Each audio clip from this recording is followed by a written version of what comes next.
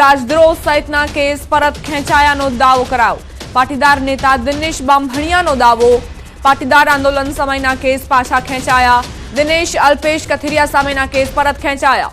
હાર્દિક ચિરાગ સામેના કેસ પણ પરત ખેંચાયા છે। દિનેશ બામભણિયાએ ટ્વીટ કરીને માહિતી આપી। કેસ પરત ખેંચવા મુદ્દે સરકારનો આભાર માન્યો। દિનેશ બામભણિયાએ સરકારનો આભાર માન્યો છે। લાંબા સમયથી માંગ હતી પાટીદારોની કે જે યુવાનો પર કેસ કરવામાં આવ્યા હતા તે પરત ખેંચવામાં આવે અને સરકારે હવે તે કેસ પરત ખેંચવામાં આવ્યા હોવાનો દાવો કરવામાં આવ્યો છે। રાજદ્રોહ સહિતના કેસ પરત ખેંચવાની વાત કરી છે દિનેશ બામભણિયાએ ટ્વીટ કરીને જાણકારી આપી છે। દિનેશ અને અલ્પેશ કથિરિયા સાથે જ હાર્દિક અને ચિરાગ સામેના કેસ પણ પરત ખેંચવામાં આવ્યા છે। સાથે જ સરકારનો પણ આભાર માન્યો છે દિનેશ બામભણિયાએ। પાટીદાર આંદોલન વખતે જે બનાવો બન્યા હતા જેમાં યુવાનો પર કેસ કરવામાં આવ્યા હતા રાજદ્રોહ સહિતના કેસ તે પરત ખેંચવામાં આવ્યા છે।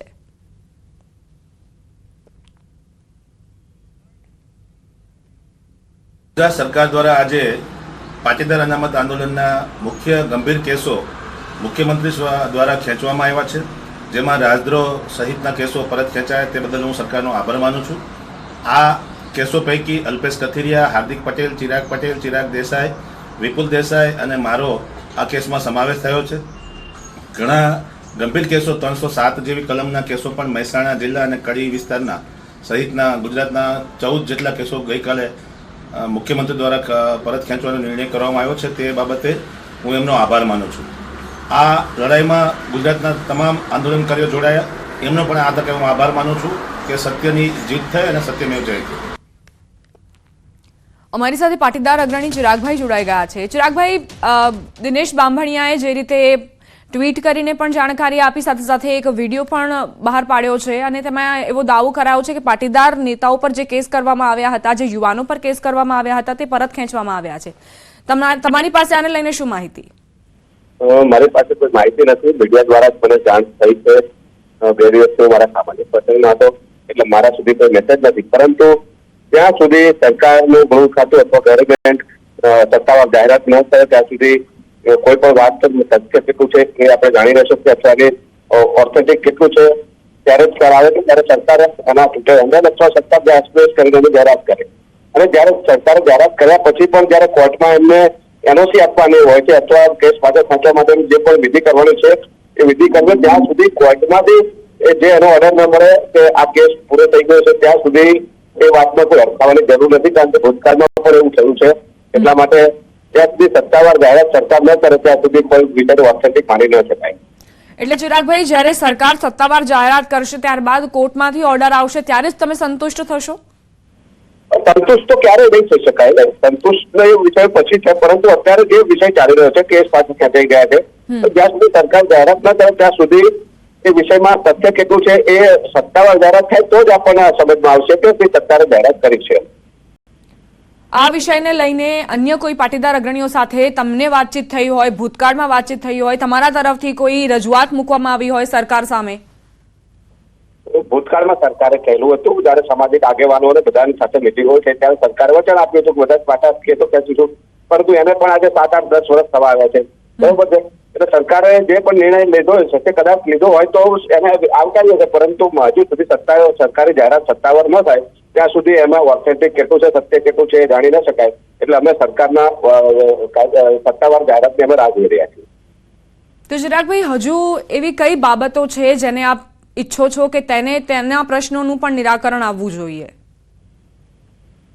ઘણા બધા સામાજિક પ્રશ્નો છે, પરંતુ એ વિષય અત્યારે નથી। અત્યારે તો આ વિષય એ છે કે ભાઈ કોઈ પણ એક વ્યક્તિ પોતાના ટ્વિટર હેન્ડલ ઉપર અથવા સોશિયલ મીડિયાના માધ્યમથી કોઈ જાહેરાત કરે છે તો સરકાર જાહેરાત કરે નહીં ત્યાં સુધી એના માટે કોઈ ટિપ્પણી કરવી અયોગ્ય છે।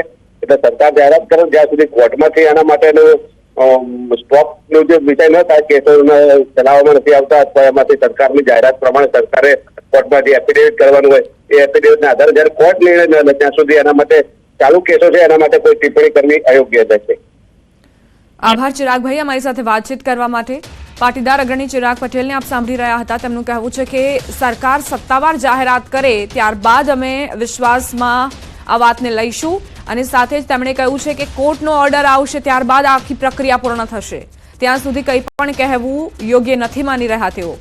અહીં પાટીદાર આંદોલન સમયે જે યુવાનો પર કેસ કરવામાં આવ્યા હતા તેને લઈને દિનેશ બાંભણિયાએ ટ્વીટ મારફતે જાણકારી આપી. એક વિડીયો પણ જાહેર કર્યો છે જેમાં કહેવામાં આવ્યું છે કે જે યુવાનો પર કેસ કરવામાં આવ્યા હતા, રાજદ્રોહ સહિતના કેસ કરવામાં આવ્યા હતા, તે પરત ખેંચવામાં આવ્યા છે અને સરકાર સત્તાવાર જાહેરાત કરે તેની રાહ જોવાઈ રહી છે. રાજદ્રોહ સહિતના કેસ પરત ખેંચવાનો દાવો કરવામાં આવ્યો છે. પાટીદાર નેતા દિનેશ બાંભણિયાએ આ દાવો કર્યો હોવાની જાણકારી. હાર્દિક પટેલ અને સાથે જ દિનેશ બાંભણિયા, અલ્પેશ કથિરિયા, ચિરાગ જેવા તમામ યુવાનો પર જે કેસ કરવામાં આવ્યા હતા તે પરત ખેંચવાનો દાવો કરવામાં આવ્યો છે. લાંબા સમયથી પાટીદાર નેતાઓ, પાટીદાર અગ્રણીઓની માંગ હતી કે આંદોલન વખતે જે યુવાનો પર કેસ કરવામાં આવ્યા છે તે સરકાર પરત લે.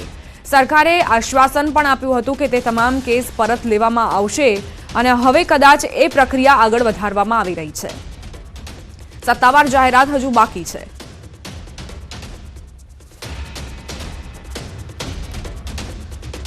જોકે ચિરાગ પટેલ, પાટીદાર અગ્રણી, તેમની સાથે વાતચીત અમે કરી ત્યારે તેમનું કહેવું છે કે હજુ રાહ જોવી પડશે.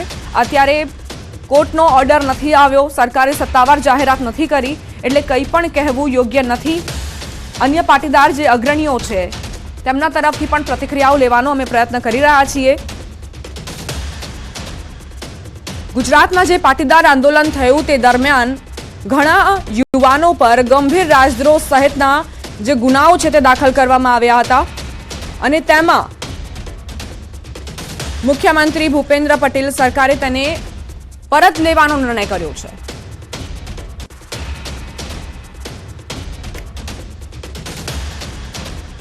હાર્દિક પટેલે ટ્વીટ કરીને એવી વાત કરી છે કે મેં સમાજની તરફથી અને તમામ અગ્રણીઓ તરફથી ગુજરાતની ભાજપ સરકારનો વિશેષ આભાર વ્યક્ત કરું છું, કારણ કે પાટીદાર આંદોલન સમયે જે બિન આરક્ષિત વર્ગો હતા તેમની માટે, તેમની સામે જે કેસ કરવામાં આવ્યા હતા તે પરત લેવાનો નિર્ણય કરાયો છે.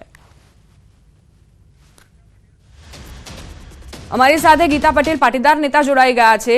ગીતાબેન, આજે નિર્ણય કર્યો છે મુખ્યમંત્રી ભૂપેન્દ્ર પટેલની સરકારે, આપ કેવી રીતે જોઈ રહ્યા છો તમામ જે યુવાનો પર કેસ કરવામાં આવ્યા હતા તે પરત લેવાનો નિર્ણય? જો આ વચન 2017માં આપવામાં આવ્યું હતું એને કેસ પાછા ખેંચતા 10 વર્ષ એટલે 8 થી 10 વર્ષ લાગી ગયા છે. અને એમાં સરકારનો આભાર શું માનવાના, અથવા તો સરકાર સ્વીકારે કે કેસો ખોટા થયા હતા, ખોટા કેસો કરીને અત્યાર સુધીમાં જે આંદોલનકારીઓને હેરાનગતિ સહન કરવી પડી અને વકીલોના ખર્ચા કરવા પડ્યા, આ બધી હેરાનગતિઓ થઈ અને ખોટા કેસો કરીને અત્યાર સુધી આ જેટલા આંદોલનકારીઓને હેરાનગતિ થતી હતી અને એમાં આભારસેનો ખોટા કેસો કરીને કેસો પાછા ખેંચ્યા છે અને વચનો 2017માં આપ્યા હતા અને આજે આટલા વર્ષો પછી પણ આ કેસો પાછા ખેંચ્યા છે.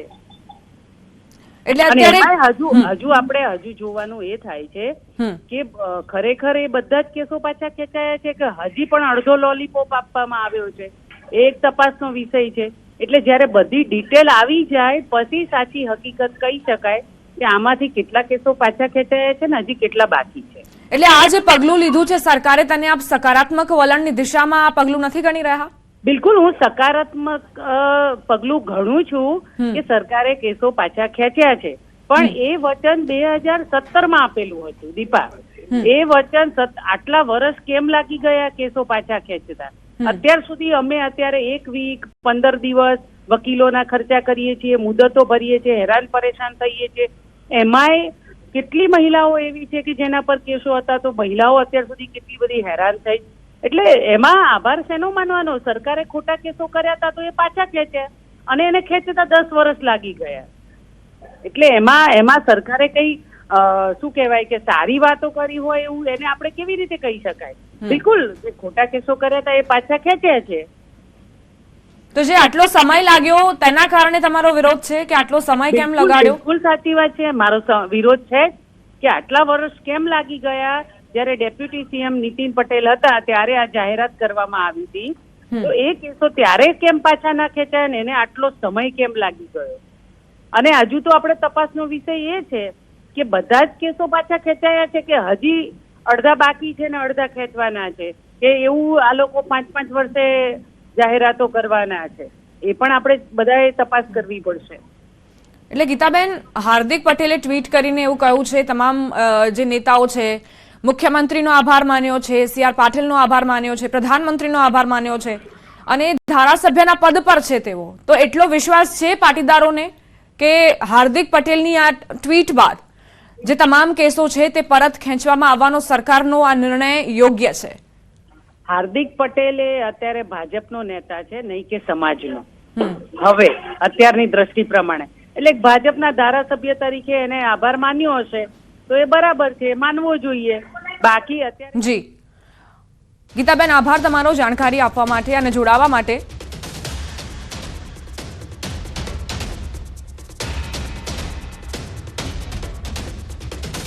તો એક તરફ પાટીદાર આંદોલન સમયના જે કેસ કરવામાં આવ્યા હતા તે પરત ખેંચવામાં આવ્યાનો દાવો કરવામાં આવી રહ્યો છે. હાર્દિક પટેલે પોતે ટ્વીટ કરીને આભાર માન્યો છે સરकारનો. તેમણે हिंदी में लख्यू है कि गुजरात में हुए पाटीदार आंदोलन के दौरान मेरे समेत समाज के अनेक युवाओं पर लगे गंभीर राजद्रोह समेत के मुकदमे आज सरकार ने वापस लिए हैं. आ रीते તેમણે આભાર વ્યક્ત કર્યો છે. અમારી સાથે મનોજ પનારા જોડાઈ ગયા છે. મનોજભાઈ, આજે સરકારનો નિર્ણય છે અને હજુ સત્તાવાર જાહેરાત બાકી છે, પરંતુ હાર્દિક પટેલે પોતે ટ્વીટ કરીને આભાર માન્યો છે સરકારનો. આપ કેવી રીતે જોઈ રહ્યા છો આ ગતિવિધિને? સીધી રીતે કહીએ ગુજરાતી અને કાઠિયાવાડી ભાષામાં એમ કહેવાય કે થૂકેલું સરકાર ચાટી રહી છે. એટલે આનો કઈ આભાર બાભાર માનવાનો ન હોય. સરકારે કરેલી ભૂલ અને સરકારે જે રીતે પાટીદાર આંદોલનને દબાવવા માટે ગોળીબારો કરેલા, રાજદ્રોહના કેસ કરેલા, અનેક બેન દીકરીઓને જેલમાં નાખેલી અને લાખો યુવાનો ઉપર ખોટા કેસ કરી અને હજારો યુવાનોને જેલમાં પૂરેલા, અને હવે એ એમની ભૂલ ધીરે ધીરે સરકારને સમજાય છે એટલે એ પોતાની ભૂલો પાછી સુધારવાના પ્રયત્ન કરે છે. આ હકીકત છે. બાકી આમાં કઈ આભાર માની દેવો સરકારનો બહુ મોટું સરકારે અમારી ઉપર ઉપકાર કરી દીધો છે એવું કઈ છે નહીં. અમે ઘણું બધું ગુમાવીને થોડું મેળવ્યું છે અને એની જો કોઈ જવાબદાર હોય તો એ રાજ્ય સરકાર ગુજરાતની છે. જે પાટીદારો માને છે કે અમારી સરકાર છે એ જ પાટીદારોને દમન કરવામાં આ સરકારે કઈ બાકી નથી રાખ્યું. એટલે આમાં કઈ આભાર કે શું કહેવાય પેલું ઉપકાર કે એવું કઈ છે નહીં. સરકાર થૂકેલું ચાટી રહી છે અને એટલું કહેવાય કે દેર આયે દસ્તુર આયે, મોડું આ સરકારને સમજાણું કે અમે ખોટું કર્યું છે તો અમારે આ ખોટું કરેલું છે એને થોડું સુધારવું જોઈએ. આટલી વાત છે, બાકી આમાં કઈ બીજું છે નહીં. મનોજભાઈ, આ જે નિર્ણય લેવામાં આવ્યો છે તેને લઈને સમાજમાં બે ફાંટા કેમ નજરે પડે છે? એક વર્ગ એવો છે જે સરકારની કામગીરી બિરદાવે છે, બીજો વર્ગ એવો છે જે આ કામગીરીથી સંતુષ્ટ નથી. આપ કેવી રીતે જોઈ રહ્યા છો? જો કામગીરીથી સંતુષ્ટ છે કે નહીં બીજો વિષય છે, પણ જે વર્ગ આને બિરદાવે છે એ ભારતીય જનતા પાર્ટી સાથે જોડાયેલા નેતાઓ છે અથવા તો એમના કાર્યકર્તાઓ છે અથવા તો એમનો સ્વાર્થ સરકાર સાથે જોડાયેલો છે એટલે સરકારની વિરુદ્ધ બોલવા તૈયાર નથી. બાકી 2015-16 થયેલા કેસ છે તો આજે 2025 ચાલી રહ્યું છે. 10 વર્ષ પછી આ સરકારને ખબર પડી કે અમે કરેલા કેસ ખોટા હતા તો આને કેવી રીતે વખાણ કરવા જોઈએ? કેવી રીતે આમને થેન્ક યુ કે આભાર માનવો જોઈએ? ખરેખર સરકારે ખોટા કરેલા કેસ કોર્ટમાં હવે બરાબર ઉભા રહી એમ નહોતા અને કોર્ટમાં મોટા ભાગના કેસો એન્ડિંગ ઉપર હતા અને કોર્ટના જ નિર્ણયો આવવાની તૈયારી હતી. સરકારને થપ્પડો પડે એમ હતી કોર્ટમાં, જજો દ્વારા, હાઈકોર્ટ દ્વારા. એટલે સરકારને નક્કી કર્યું કે ભાઈ આ આપણે કોર્ટમાં ઠપકો મળે એના કરતા આપણે વાહવાહી મેળવી લે. પાટીદારોમાં એવો એક વર્ગ તો છે જ કે સરકાર એમ કહે ને કે અત્યારે રાત છે તો રાત પણ કહે ને ખૂબ ખૂબ આભાર. મનોજભાઈ, આભાર તમારો અમારી સાથે જોડાવા માટે. તો પાટીદાર આંદોલનમાં જે કેસ કરવામાં આવ્યા હતા તે પરત ખેંચાવાને લઈને હવે જાણે કે પાટીદાર સમાજમાં જ બે ફાંટા પડ્યા હોય તેવી સ્થિતિ. એક વર્ગ આ વાતને બિરદાવી રહ્યો છે, આ નિર્ણયને બિરદાવી રહ્યો છે. બીજી તરફ એક વર્ગ એવો છે જે સરકારની કામગીરીથી સંતુષ્ટ નથી. તેમણે કહ્યું કે 2017માં જ વાત કરી હતી સરકારે કે આ કેસ પરત ખેંચવામાં આવ્યા છે તો આટલો સમય કેમ લાગ્યો? અત્યારે કોર્ટમાં કેસ પૂર્ણ થવાને આરે હોવાના કારણે સરકારે આ નિર્ણય લેવાની ફરજ પડી છે. તો આરોપોમાં પાટીદાર સમાજનો એક વર્ગ જે માની રહ્યો છે સરકારની વિરુદ્ધ સંતોષ વ્યક્ત કરી રહ્યો છે તેને જોતા એવું લાગે છે કે હવે બે ફાંટા પડી ગયા છે સમાજમાં. જે કેસ કરવામાં આવ્યા હતા યુવાનો સામે તે પરત ખેંચવાનો નિર્ણય, કારણ કે જે આંદોલન થયું હતું તે રાજ્યવ્યાપી બની ચૂક્યું હતું. ઘણા યુવાનો સામે ગંભીર ગુના દાખલ કરવામાં આવ્યા હતા. એ વખતનો જે સમય છે તે ખૂબ જ કપરો સમય હતો સરકાર માટે, પોલીસ માટે, કારણ કે પાટીદારોએ મન બનાવી લીધું હતું કે અમે આરક્ષણ લઈને રહીશું. અને બીજી તરફ સરકાર પાસે એ જે સ્થિતિને નિયંત્રણ કરવા માટે જે સમય હતો તે ખૂબ જ ઓછો હતો અને એટલે જ કદાચ પરિસ્થિતિ નિયંત્રણ બહાર જતી રહી હતી.